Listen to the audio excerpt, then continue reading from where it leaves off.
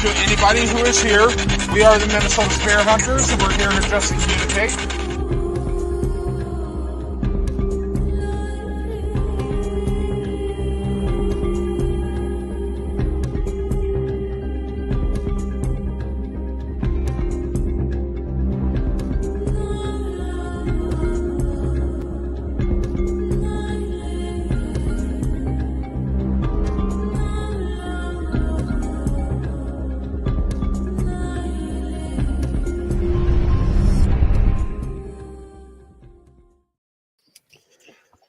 Finally, I feel like those videos take forever.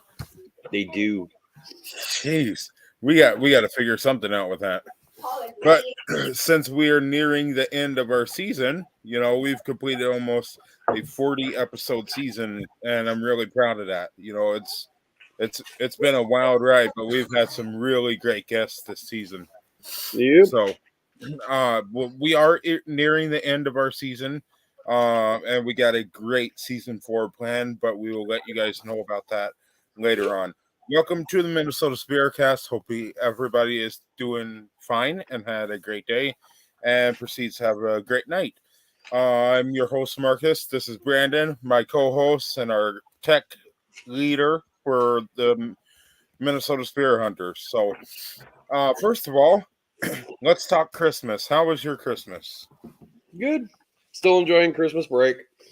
My bosses, they give us a whole week off, so still sitting at home enjoying vacation.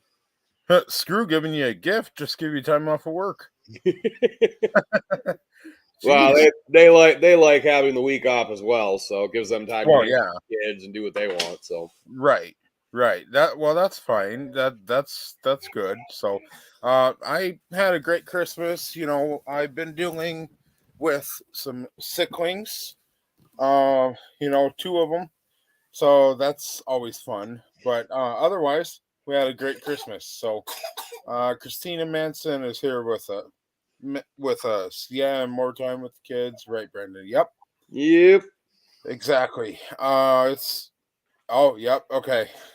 Funny story.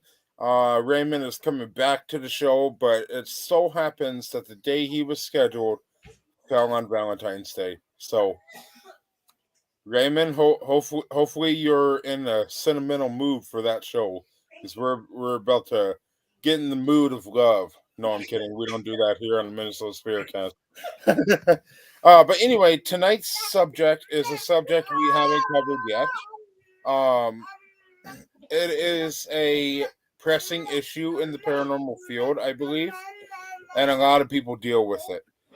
And that is sleep paralysis. A lot of people have dealt with it, and a lot of people will continue to deal with it. And it's just something that I don't know how you. I've never had it myself. I can't say much about it because I've never had it. But in your best knowledge, Brandon, what do you know about sleep paralysis? Well, I mean, what the definition is that, you're awake, but you're not being able to move. You're not in a full conscious state, stuff like that. Mm-hmm. And I mean, you have the feeling like that you're like trapped down and whatnot. Now, here's a great question that I saw when I was researching sleep paralysis. Do you believe that sleep paralysis has anything to do with the paranormal? Oh, definitely. If it's, it could be a spirit doing it. I mean, right. Some say that, some people within sleep paralysis, I've seen this before. I've seen YouTube videos. I've seen all sorts of things. Some people, when they suffer with sleep paralysis, wake up to a spirit or a demon hovering over them. Yeah. Now, that right there tells you that it can be paranormal. In my opinion, it can. The spirits do not have to touch you. They will use the energy. They will use all their energy. They will pin you down with their energy. They will do everything in their power to keep you down, to make you suffer. Because, it may be something that they suffered with as well. They want to return that favor and make other people suffer. So, sleep paralysis is not a fun thing. I can't say that very much because I've never had it before. I hope I never do. But I invite anybody who has ever had it or knows a spooky story about it to come visit us on the show and let's talk about it. I've got kind of a spooky story, but I mean, it wasn't like sleep paralysis. But All right, let's hear when it. Tara was a teenager, there was a black thing that used to like come out of her closet every night and would sit there and hover around her bed. Oh boy. Wow. Kara's got quite the background with the supernatural. Well, Kara, I invite you to the panel to talk about it if you would like, because we want to hear your story as well as everybody else. We would love to hear everything that you have experienced. So later on, we're going to talk about some symptoms of sleep paralysis. So, Kara, if you want, I invite you to the panel. We can talk about your story or any story that you may have or whatever, as well as everybody else. But first of all, we're going to start with a simple definition of sleep paralysis. It is a temporary inability to move or speak while falling asleep or upon waking. Like you said, Brandon, Yeah. sleep paralysis most often occurs in people who have narcolepsy or sleep apnea, but it can affect anyone. Yep. Now, it is a medical condition, for one, yes, but I most definitely do have a hunch that it could be paranormal as well. You know, never know. So, which is why, Well, I mean, if you wake up and you see something and you're not able to move, I mean, that's kind of a dead giveaway. right, exactly. Like right here, I'm reading this article about sleep paralysis. I pull it up, and that's the picture I get. The man's soul is leaving his body, and that's basically what it is. You know, I believe that is you're within. How do I say it? I don't want to say it wrong, but you're not dead, but you're unconscious, and your soul is roaming freely. I think. I don't know. Hard to say. Astral projection. There we go. Yes, absolutely. Let's see. So we'll talk about a little bit about symptoms of sleep paralysis and a little bit. I don't want to go into a full medical diagnosis episode here.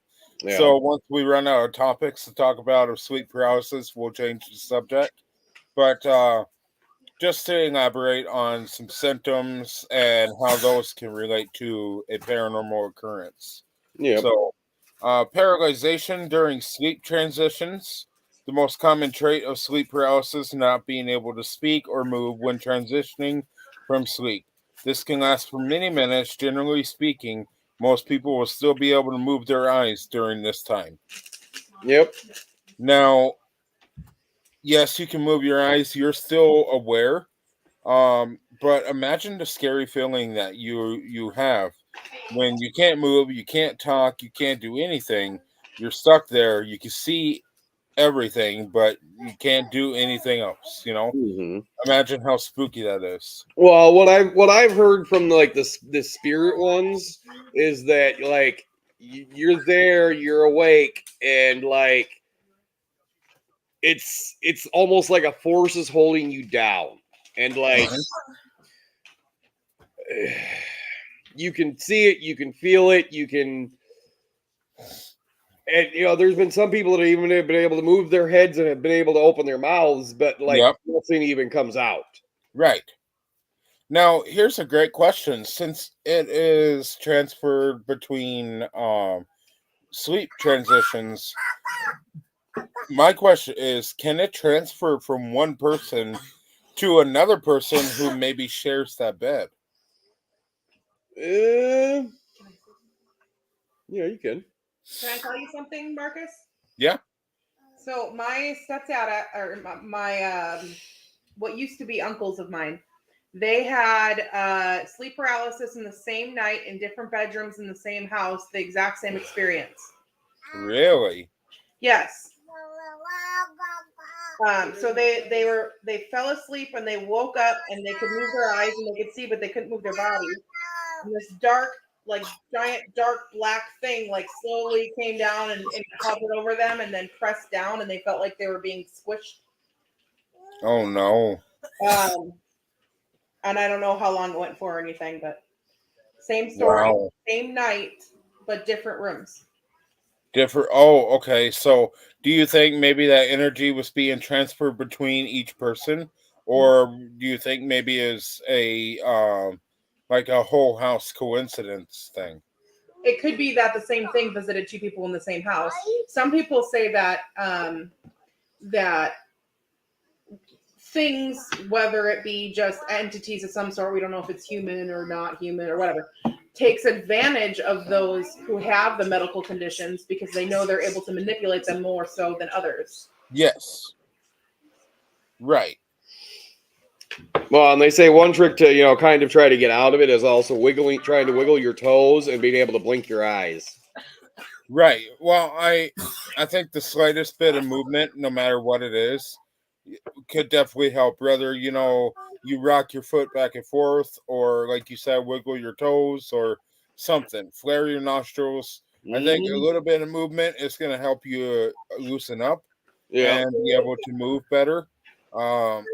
And just generally, fight it within movement. So, Raymond says, most of mine have been upon waking, and it takes a lot of will and effort to force myself to move. Wow. Raymond, we'd love to talk about it. If you would like, links are in the chats. Feel free to hit that link, come and join us, and let's talk about it. So, but speaking to people who have experienced this before, it's a very a very common situation. And we're not labeling it paranormal, we're just comparing it to paranormal. How does it relate to the subject? And another thing that you have to remember also is they say that it's easier to connect to the spirit realm while you're sleeping too. Mm-hmm. That scientists have been saying that for years, that it's easier for them to talk to us while we're sleeping than when we're awake. Right. Now, to elaborate on that, I've heard many things. We've had over 100 episodes of this show, and for one, it's been fantastic. I love it. Great show. But you also learn a lot when you do these podcasts. I've talked to very many people over the past, year and a half of doing this show, and I learned something. When you're sleeping, you get that feeling of you're falling, and when you fall, your whole body jumps, and you can feel it, but you're in sound asleep. Well, from what I have gained from past podcasts, your spirit is outside of your body roaming around, and when you feel that sensation of falling and your whole body jumps, your spirit is going back into your body. That's what I've heard.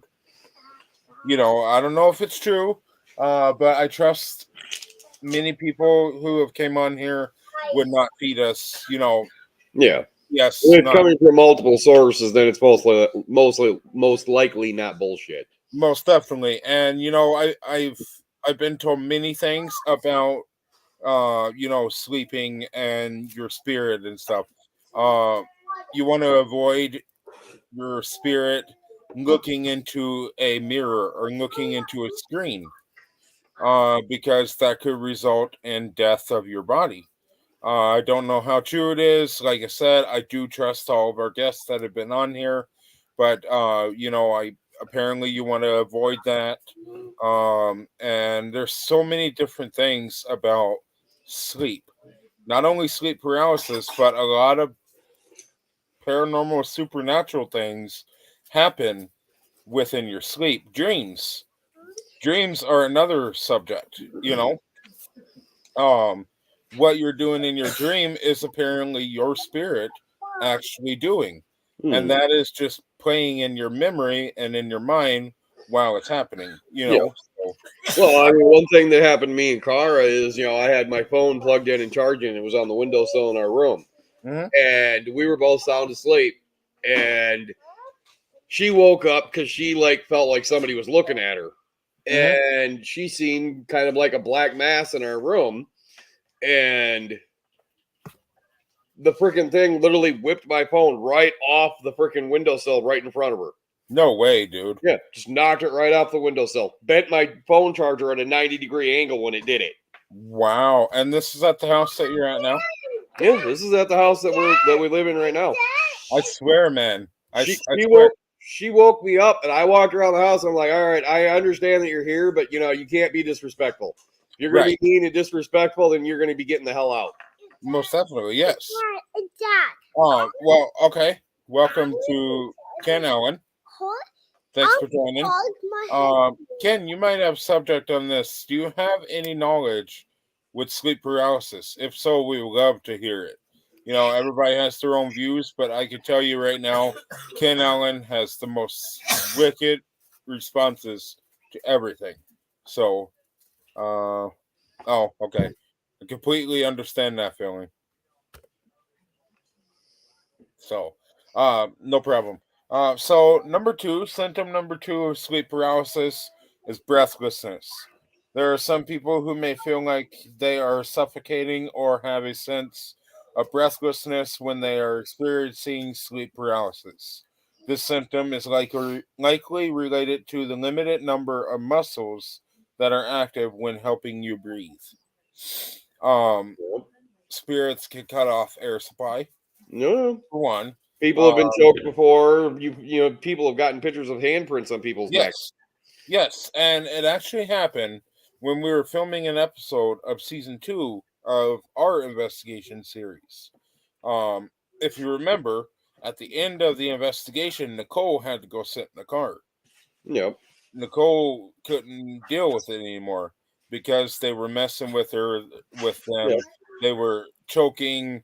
They left a spot, and I didn't know about that spot until I got a picture afterwards. But their spirits are not shy of choking anyone, cutting off air supply, doing whatever they can do just to get your attention. And another thing, in your dreams, apparently when you get killed in your dreams, that is a sign that you need to watch out for something. So I'm not an expert here, so please don't take everything that I'm saying, to heart. I've had a couple of dreams where I've died in them, and nothing bad has happened to me when I've woken up. But. And that's true. I've died in many of my dreams. I proceed to do that every night almost.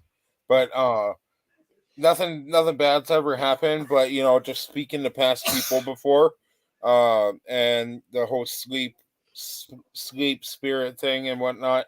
It's interesting. So, but yeah, breathlessness can definitely relate to paranormal, as they are not shy to choking you or doing whatever.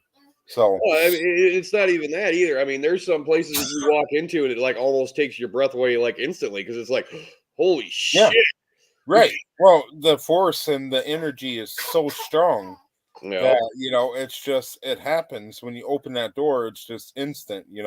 Slap in the face. So number 3 is visual hallucinations. During sleep paralysis, the visual experience a person may have can be very profound. There are many people who state that they see human figures during this time. And that's what we've been talking about. Well, you also got to remember that you're reading the technical terms for it, though, too. Exactly. Yes. And they're not going to try to classify ghosts as a real thing, in a scientific, freaking medical thing. Right. Well, also, here's the next part of this part. They often describe the human figure as being a shadow, a dark figure, or even a ghost. This human figure can be standing at their bedside or just outside of their peripheral vision. Other people report they have seen a bunch of people in their room during this time.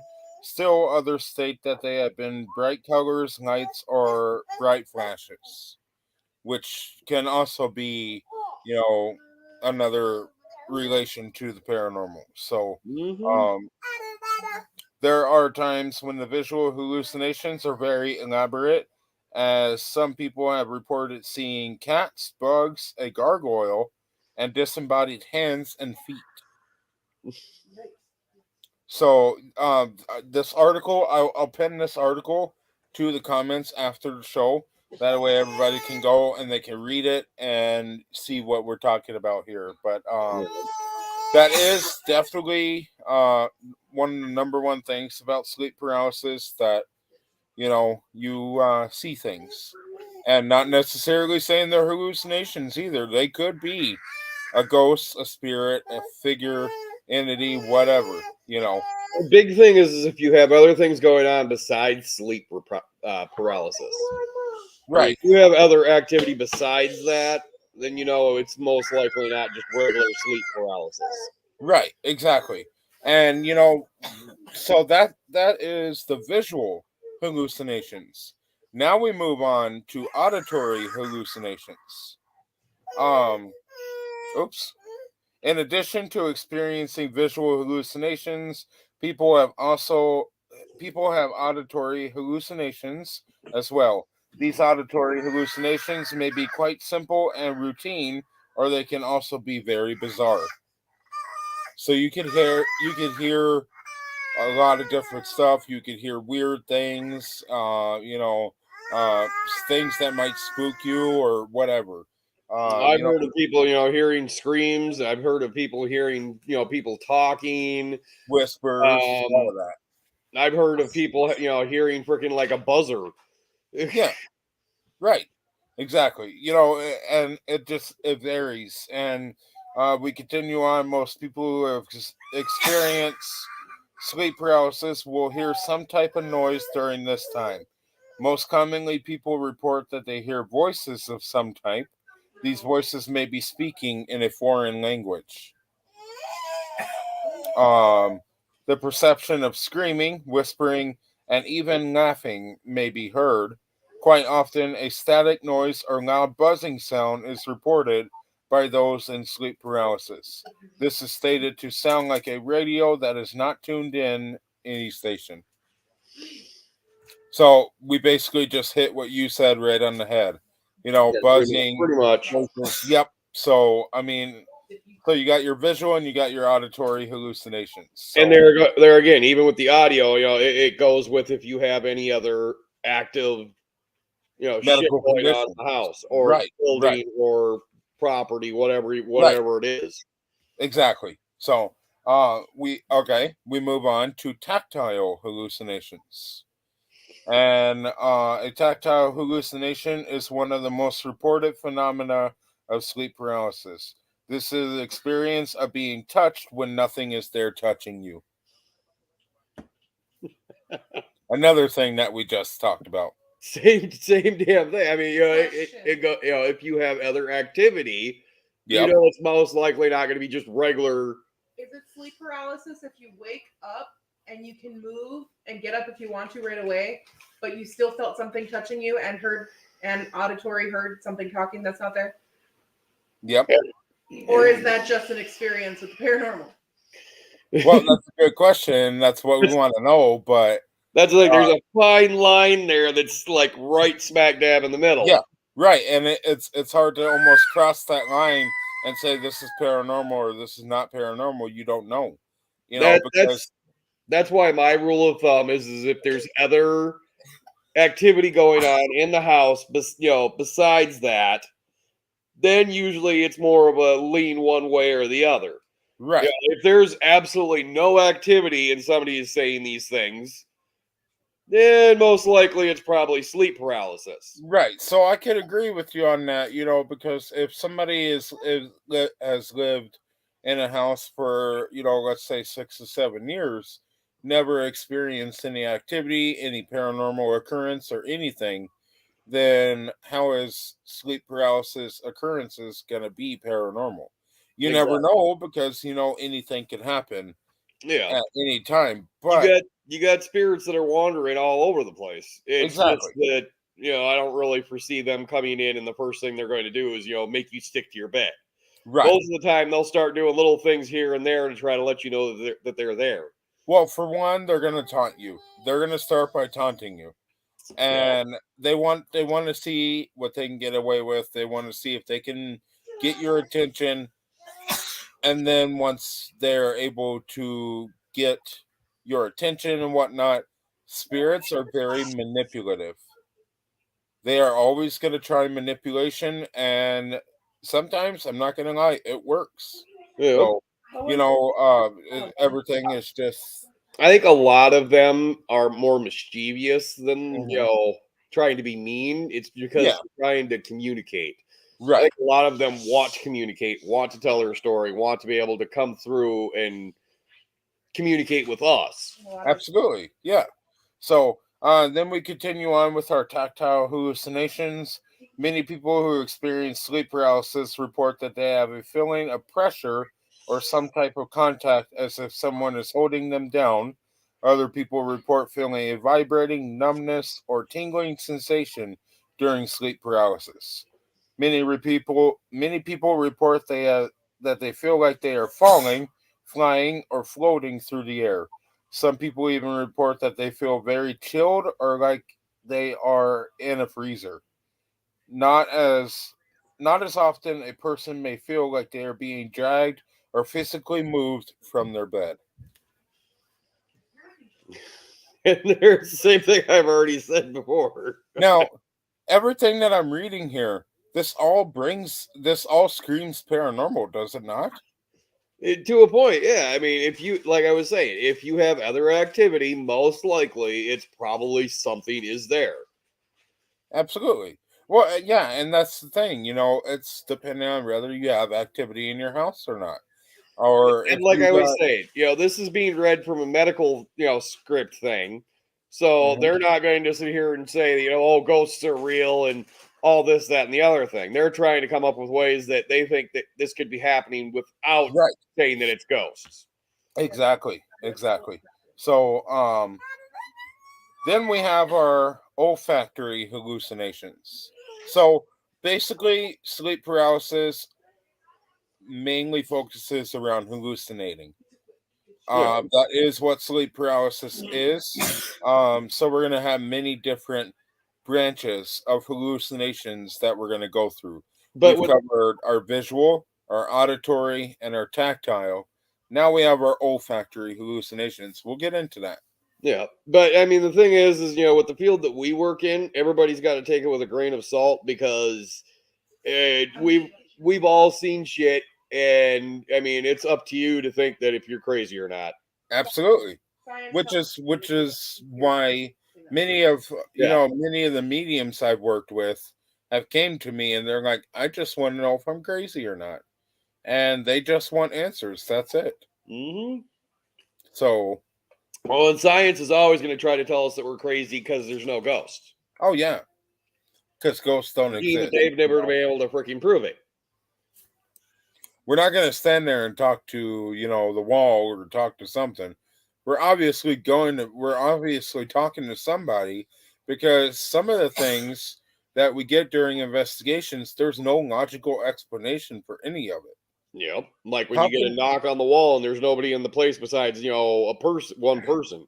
well, like the episode that we just released at Norwood Young America Cemetery, Yep. we're over there and we're doing, before Karen came and everything, we're doing that little session. And then we hear a really loud knock behind us. When you and I were off investigating on our own, Yep. we asked if somebody could knock. There So we go. it I took a mean, while. It took a while for sure. Now, some people may say, how do you know it's not any surroundings around the cemetery? And well, I'll tell because you, everybody was on camera. right. Besides me and you, which we were on a different camera in a different part of the cemetery. Well, during the time of the knocks, we were on camera. I was Yeah. sitting right there in the circle of the team. I was in the, circle with the team, and excuse me, and you're right behind the camera. So, you know, um, I don't know. My point being is some things are uh hard to explain, and there's no logical explanation for it like that. Well, you're always going to have people that aren't going to believe. Like my brother-in-law does not believe in ghosts at all. He says that he believes in Bigfoot more than spirits. And that's okay. That's an opinion. Everybody's That's his entitled opinion. to it. Yeah, that's his opinion. But you're going to Right. have those people out there that are going to be like, no, ghosts aren't real. I believe in this more than freaking ghosts. All I could say is if you're a skeptic, but you want to know what we're doing when we're on these investigations, hike up your skirt and come on an investigation with us. Oh, yeah, because we have That's all I plenty could of spots where we can bring people and they, they're going to actually, realize that we're not just out there bullshitting. Yeah, exactly. There's if you're a skeptic, there's no reason to trash people about investigating. There's no reason. We're entitled to our opinion. We're entitled to investigate on our own time. So if you're a skeptic and you have something to say about it, keep it to yourself. Don't bring it to us because we're not going to fight back with you because we're bigger than you. There's no point. Right. There's no point. But if you want to know what we actually experience, come on an investigation with us and we will show you. Yeah, because if you're the one that's standing in front of us and there's a knock in front of you and you know that everyone is behind you, then that's on you. You need to make up your mind of where the hell that came from. You have those people. You have two different types of people. Some people, if they hear a knock in front of them, everybody's behind them, they're going to run like hell. They're going to be scared and probably shit their pants, to be honest. Some people, And then you have those other people with a chip on their shoulder. I'm the biggest. I'm the baddest person. Nothing is going to stop me and nothing's going to change my mind. So, pick and choose who you are. If you're a skeptic, you're entitled to be a skeptic. You don't have to believe. We're not here to make you believe. We're here to grab clarity and understanding for clients and the spirits. We're not here to please you, Here's my thing. I'm not a skeptic of spirits. I'm a skeptic of every one of our investigations. I'm a skeptic when we go into our investigations, meaning that I'm not going to believe until there's something there and there's, something has happened. Right. Now, let me ask you this. Has your mind changed at every single one of those investigations? The ones where we get activity? Yes. There have been investigations where it's like, not really. All right. Let me point this out. Ever since you guys have joined the team, we've been to a lot of investigations. We've done a lot of them. We filmed a lot of them. Yep. The only one that I can truly say that was a complete waste of time was the cemetery in Bram. Yep. We got literally like nothing. Nothing. We got a few little giggles and stuff coming through the spirit box, but how can I use that and how can I prove that is actually paranormal when it could just be, a piece of data pulled off the radio or something? I can't use that. Yeah. And that's the thing is in Bram, we had no equipment going off. The only thing we had was a couple of things that came through the spirit box and through the app. Right. It wasn't enough to really do anything with. Right. So I'm going to say this. It's okay.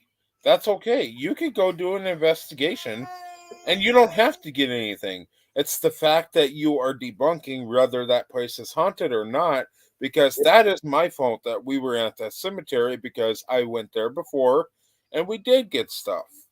And every time we drive by, either somebody gets a headache or somebody gets a weird feeling in their chest or something. But the very first time that we investigated that cemetery, we got some great footage. Then we go back with new people almost a year later and everything, and we get nothing. And that's okay. It's the fact that we're seeing if there is anything there or not. We're not going to lie about it. We're not going to fake anything and say, oh, yeah, this was one of the most haunted places we've been to. No, we're not going to do that. And honestly, it depends on the people that are going in too, because sometimes spirits want to communicate and sometimes they don't. Right. And you're gonna run into busts where you're gonna walk in and nothing wants to communicate. You're gonna be there for hours. and Absolutely. nothing will freaking communicate. They can be Absolutely. stubborn. They can be like, no, I'm not going to talk to you. Mm-hmm. Well, yeah, for sure. So, before we go to intermission, we'll talk about the olfactory hallucinations of sleep paralysis.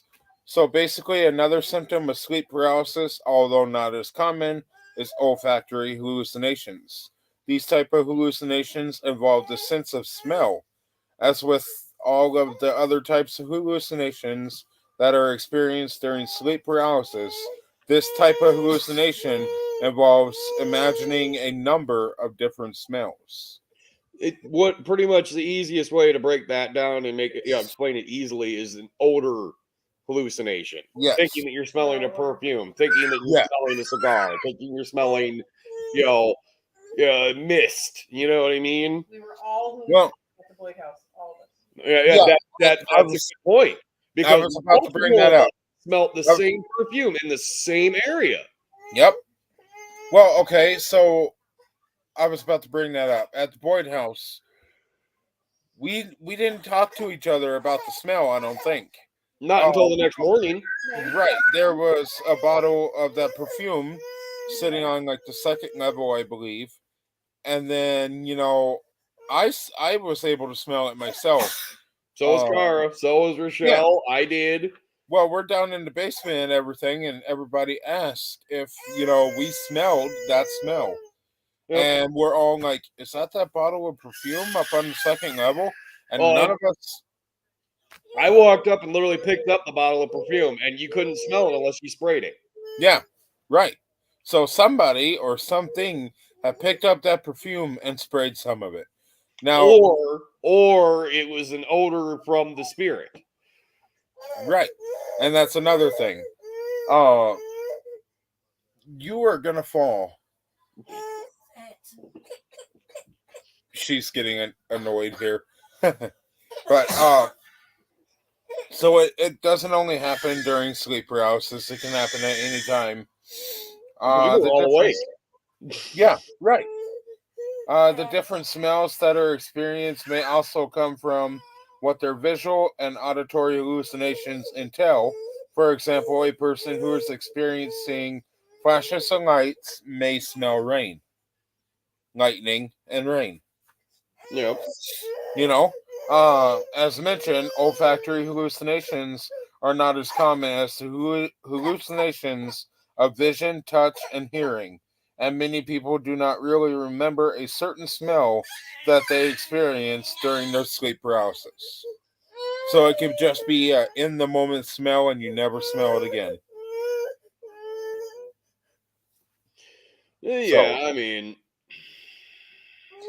let's see what else we got here. There's a fine line, but scientists are always going to try to say that it's, it's something dumb. Yep. It's not paranormal. Yep. Paranormal doesn't exist. Yeah. Well, it doesn't exist to a lot of people, but that's their opinion. There's a lot of people out there that believe. A lot of people. Oh, yeah. Most definitely. Okay. So we're going to go to intermission now. We're going to take a few minutes for a break here. When we come back, we have 4 more symptoms of sleep paralysis, and then we're going to get into our end of year stuff with you guys, because this is our last show of the year. So you guys stick around for anybody who may come in while we're in intermission. This is the Minnesota SpiritCast, and the subject is sleep paralysis. Don't go anywhere. We'll be right back. It's been coming up like sun above. It's making us come together. Been making plans and joining hands. Come by me, stand and come together. When they know we've had enough, they'll try and call our bluff. But no, there's no stopping us. We're making a promise. Yeah, we're starting up something. We're starting up something. Oh,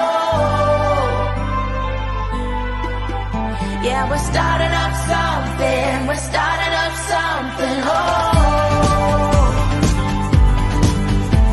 we're starting up something. We're starting up something. Oh,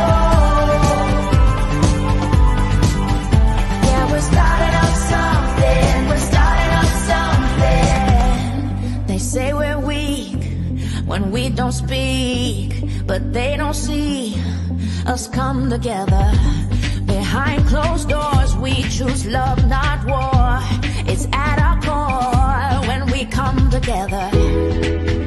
They will hear us loud and clear.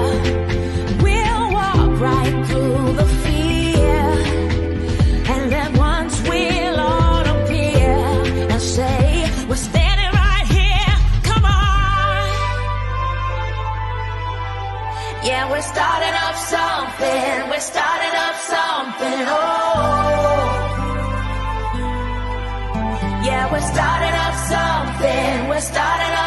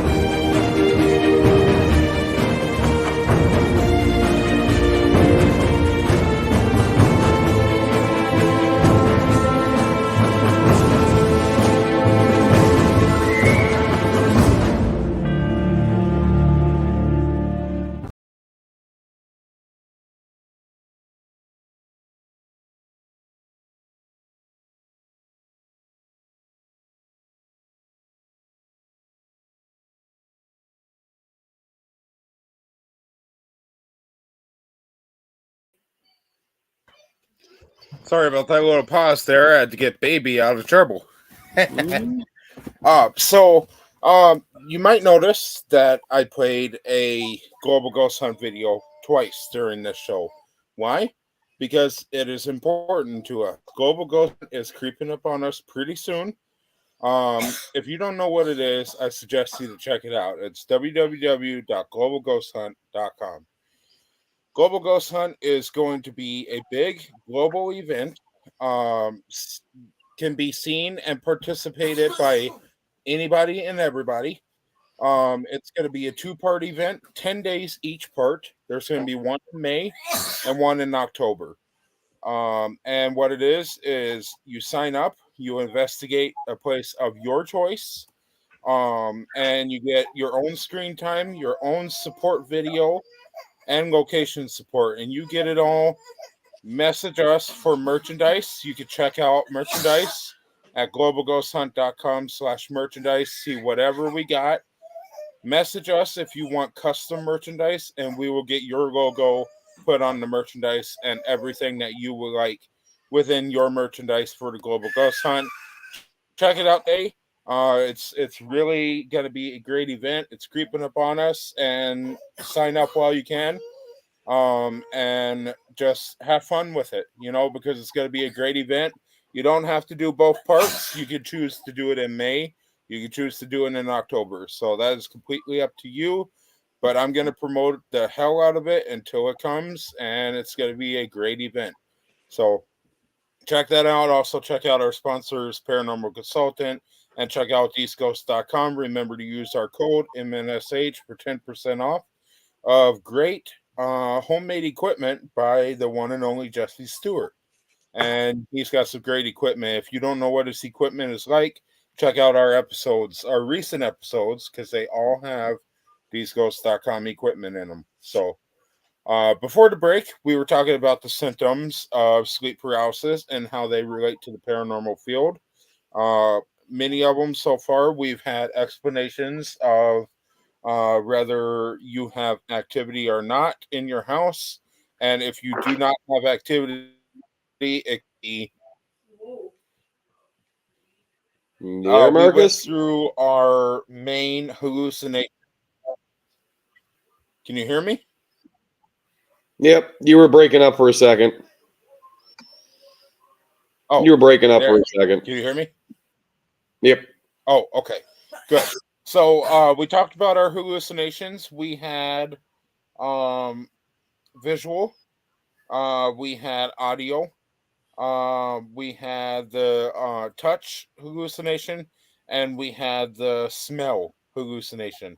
And all of those could be, explained with paranormal, or if you choose to believe that it's not, that's completely up to you and your opinions. So our next symptom is emotions. Emotions could be a big one. One of the most important symptoms that a person experiences after sleep paralysis is the emotional component involved for many people. Sleep paralysis experience can have a long and lasting effect. The reason for this is because for many, it is like having a nightmare while they are awake. Everyone has woken up from a dream startled from the reality of it. Not gonna lie to you, I've done that very many times. I have, at my old job, I have, it was a sleep overnight, and I worked a few overnights. And I had a dream so bad while I'm at work that I had to message people to see if they're okay. Yeah. Because I wake up from that, and that is the first thought on my mind, is that this person is dead, or this person is about to get hurt very badly. I need to message them, see if they're okay.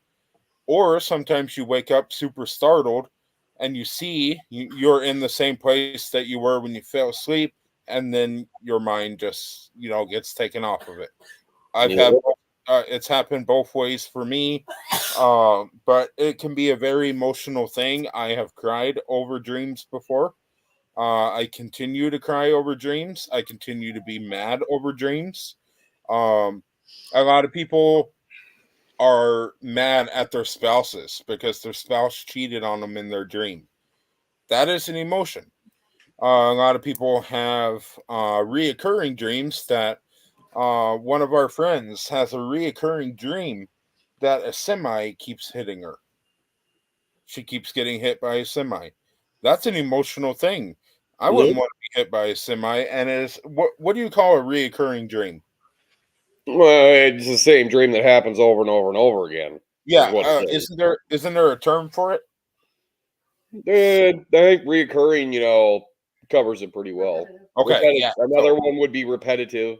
Repetitive, yep. Okay, Yeah. so yep, you know, repetitive dreams, reoccurring dreams, all of that can happen, and it's an emotional thing, such as sleep paralysis. You're awake, and you're emotional afterwards because it's almost as if you're dreaming with your eyes awake or with your eyes open. You know, so. However, when you are experiencing sleep paralysis, it is during a time when you are either just starting to fall asleep or when you have just woken up from a sleep. This means that your eyes are extremely open and everything around you feels very real. You cannot move your body no matter how hard you try, and this experience can be quite terrifying, combined with the fact that you may feel like you cannot breathe during the time, only further exacerbates the emotional impact that sleep paralysis can have. Yeah. So And it also goes along with the whole, people can only put up with so much before they just get absolutely frustrated. well, right, I mean, exactly. you got So the same thing happening every single morning or every single night. I mean, people are going to get to a point where they're just going to get so freaking frustrated that it's mhm. not going to be funny. Well, I can speak for myself. I've gotten frustrated over this kind of stuff too. And everyone is entitled to that. Everyone, it's okay for you to get frustrated. Because it could be a very annoying or, um, I don't know how to say it. It could be very annoying. We'll go with that. I So agree completely because back when I was a kid, I used to have a recurring dream all the time, and it gets to the point where it's just frustrating, and you're like, you know what? No, I'm done. I'm dreaming about freaking something else. right, exactly. So, yeah, and so emotions plays a big part in sleep paralysis. Number 8, and we only have a few more of these left. Number 8 is a stroke. A person who has experienced sleep paralysis for the first time may think that they have had a stroke. Some people even report feeling like they have died. They cannot move their bodies and they cannot speak during the time they are in sleep paralysis. There's telling signs to a stroke, though. Drooping, face or body parts, Right. slurred speech, not being able to. Yes, and it's also different, for men versus women too. But Right. not being able to think straight, not being there completely 100%. Mm-hmm. Absolutely. There's telling signs for a stroke compared to the whole sleep paralysis. Right, exactly. But then they proceed on to say this could be very terrifying. Most people who suffer from sleep paralysis it report it as being a very scary experience. Most of the time, this is because they feel like there is a stranger present during this time.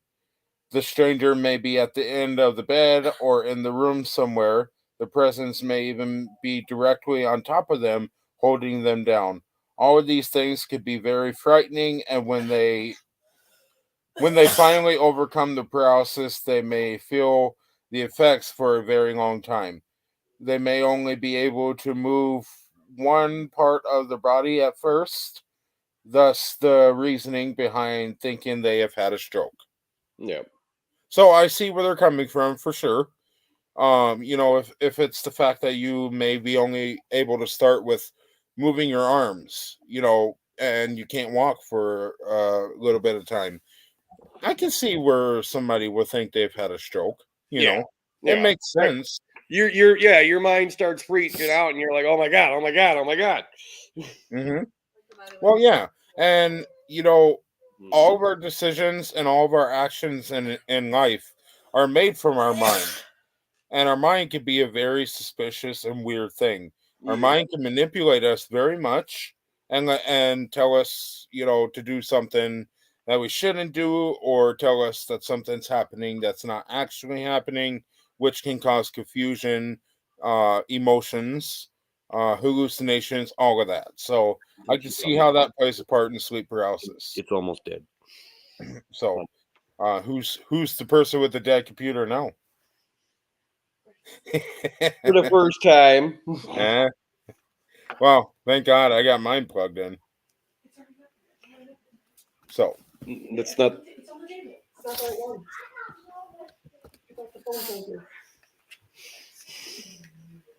you good? Oh, I'm good for now. I'm just trying to get it plugged in before it goes dead and turns off. Yeah, right. Should we continue, or do you need a break? You're good. Okay, so we're on number 9. We have 12 of them, so we're almost done here. But number 9 is the inability to speak. Many people who experience sleep paralysis notice that they develop an inability to speak as the attack occurs. Sleep paralysis affects the Broca's area, the region of the brain on the dominant hemisphere that's responsible for the production of speech. The temporary paralysis involved with the condition causes inefficiency in this area, resulting in a lack of expression. Yeah. And another thing is if you're already panicking, then it's a lot easier for, to be able to psych yourself out and be able to start freaking out and not be able to make a sound and all of that. Well, yeah, exactly. So they also say as a result of the condition, people with sleep paralysis find they feel like they want to speak out. However, they are unable to produce any sound, and this effect may also extend into the first few seconds after waking up. However, all patients should be able to regain their ability to speak as soon as they are fully conscious and aware of the situation. Yep. So you don't completely lose your voice. That's completely fine and everything. So number 10 is pressure in the chest. People suffering from the effects of sleep paralysis may also find that they experience symptoms of pressure on the chest. These symptoms occur as they lay in limbo between the dream state and consciousness. Many people describe the sensation as having someone sit on their chest. As a result of this feeling, many patients will find it challenging to breathe. Yeah. Well, I mean, that also goes hand in hand with, panicking as well, though, too. Yep. Well, and we go back to that situation where spirits are not afraid to, take your breath away, choke you, if whatever. they're not afraid to throw you up against a wall or pull a kid off of a couch or pull a woman out of a bed, they're not going to be scared to hold you down to your bed. Exactly. And the pictures that they're showing on this website are crazy. The pictures all have something to do with paranormal. I'm sorry to say, but the pictures are they scream paranormal. So, like I said, I'm going to post the link for everybody to read this article because it can be very insightful, but it's also predictions and feelings of other people that have experienced it. It's not the scientific, real definition of sleep paralysis. So, number 11 is feelings of fear and dread. Patients who are dealing with the onset of sleep paralysis may notice that they experience feelings of fear and dread in the moments before they wake up. These feelings may occur regardless of whether the person experienced a nightmare during their sleep. Terror and fear are two primal human emotions produced by the limbic system. Yeah. So and here's another thing though. I mean, there's a difference between nightmares and night terrors. Yes. Night terrors affect people to the point where they're having sleep paralysis because they're so scared. Right. And that goes hand in hand with, sleep paralysis can almost be caused by a dream that you had. And it don't necessarily have to be that sleep paralysis just occurs for no reason. It can be caused by a dream. So our last and final symptom is sweating. Of course, patients who are dealing with a case of sleep paralysis may also find that they wake up in a pool of their sweat. As discussed, sleep paralysis plays havoc on the region of the brain responsible for creating emotions. When the patient experiences anxiety, fear, and dread involved with sleep paralysis, the condition may start to cause them to sweat as a nervous response. Yeah. I mean, a typical response when you're terrified is your adrenaline is pumping. So your body automatically thinks that you're doing a shit ton of work. Mm-hmm. So your body's automatically going to start, thinking that it needs to cool down. Exactly. Yep, most definitely. So that is our little spill on sleep paralysis. If you have any stories, feel free to email them to us at MNSpiritHunters@gmail.com. We'll go over them. We'll talk about them on future podcasts. We'll have fun with it. And we can even have you come on a podcast and talk about it with us. It's definitely not a fun thing to go through. I've never experienced it myself. Hope I never do. If I do, then at least I'm a little knowledgeable about it. So that's good. Yeah. But yeah, that's hey.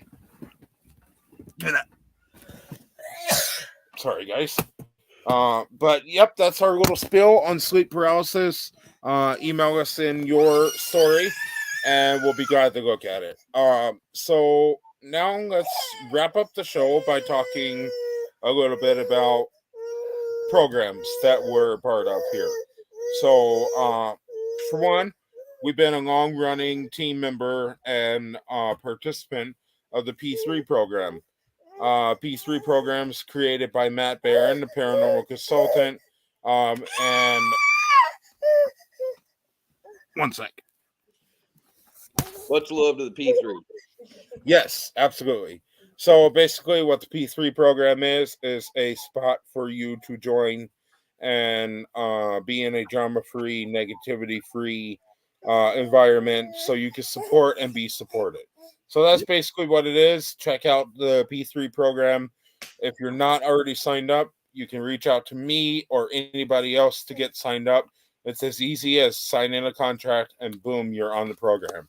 So we'll talk about it. If you want to be on the program, let us know. We played the video within our break. So if you want to be a part of that video, sign up for the P3 program today. Check out theseghosts.com and all that too. Now, we're saving one of the best things for last, so stay tuned after the show because we have a special sneak preview of our next episode of Minnesota Spirit Hunters. And that is at the Oakwood Cemetery in Mora, Minnesota. So we'll play that here shortly to wrap up the show. But first of all, it's our last show of the year, man. It's our last show of the year. I remember doing our first show of the year. This is where all the roads have led to. Yep, exactly. So we end out this year with positivity, with support 100%. We're going into the new year, the 2023, with positive minds. We've met a lot of people this year, and made a lot of friends too. So thank you everybody for your continued support. Hopefully we carry you into 2023 with us. Hush. Yes, you can go into the new year with me too. But so come into 2023 strong with us because we're gonna hit it hard. We continue to put out episodes of season 2 of our investigation series. We are currently filming for season 3 as well. That's going to be a bigger and better season, but that don't start until late 2023. So please walk through this new year with us with a positive mind, continued support, and everything that you continue to do for us. And for that, we thank you. We love everybody that has been there for us. So this is the last time we're gonna see you guys. So it's going to be a whole year before we see you again. So, but we hope everybody enjoyed this show. If you have any ideas for an open podcast for us to do, we would love to do it. We are nearing the end of this season, but we definitely have a great season on the way as well. So, everybody stay positive. We hope you guys enjoyed this show. We hope you guys enjoy your night. Have a safe and happy new year. And, we'll see you guys next year. So Brandon, is there anything you got to say? It's been a fun ride. It has. And we're going to continue on with it. So hope you guys have a great night and enjoy the rest of it. And we'll see you guys in 2023. Let us know what you guys think of our preview. And, we'll see you guys next year. As always, guys, happy hunting.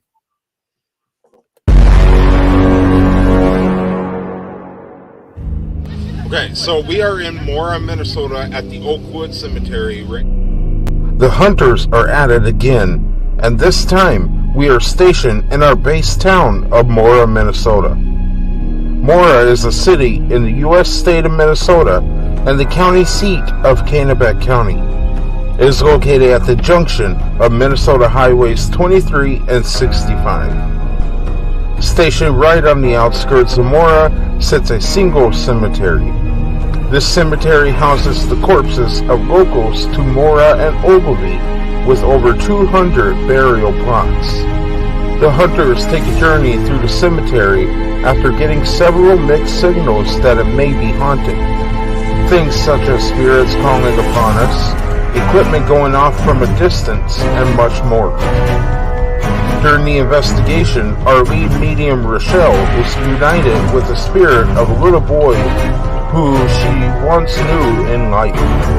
The story of how he died was not clear to the team until we did some digging into the story.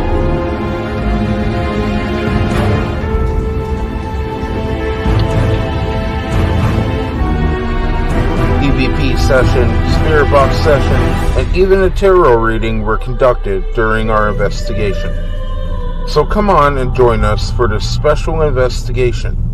This is Oakwood Cemetery.